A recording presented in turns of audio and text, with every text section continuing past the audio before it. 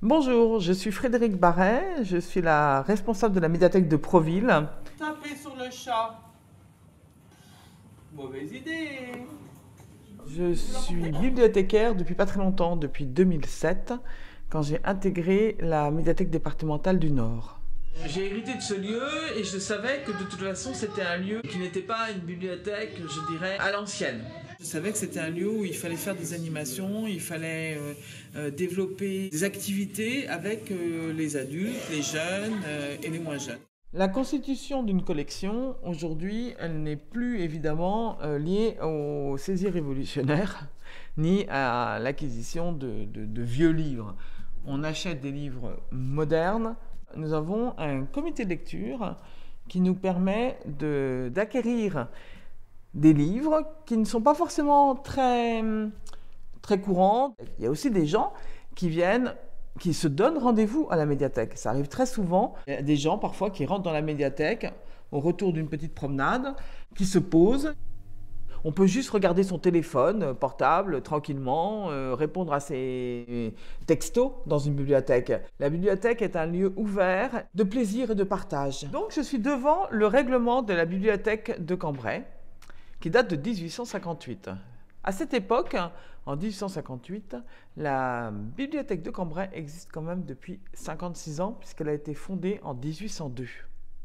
Donc c'est un très vieux document qui a été rédigé parce que on avait constaté à la bibliothèque de Cambrai des soustractions, c'est-à-dire des vols. Donc, dans ce document, il y a plein d'articles, donc il y en a 19 articles pour expliquer comment utiliser cette bibliothèque. Déjà, elle est très peu ouverte. Elle est ouverte que l'après-midi, entre 2h et 4h du soir ou 5h l'été, et elle est fermée pendant les vacances universitaires du 20 août au 1er octobre. L'entrée de la bibliothèque est interdite aux enfants. Alors là, c'est bien une bibliothèque très particulière, parce que c'est pas une bibliothèque. Alors, la littérature jeunesse à l'époque était très peu importante. Je ne me souviens pas si Madame de Ségur avait déjà écrit ses livres. Mais en tout cas, les enfants ne peuvent pas venir à la bibliothèque. Aujourd'hui, évidemment, une bibliothèque sans les enfants, c'est absolument impensable. Une bibliothèque municipale accueille tous les enfants et elle accueille énormément d'enfants. La bibliothèque, c'est un lieu important dans une cité, dans un village, parce que c'est un lieu de vie. Les jeunes gens, en dessous de 20 ans, peuvent venir à condition qu'ils soient accompagnés ou du moins repérés par le bibliothécaire.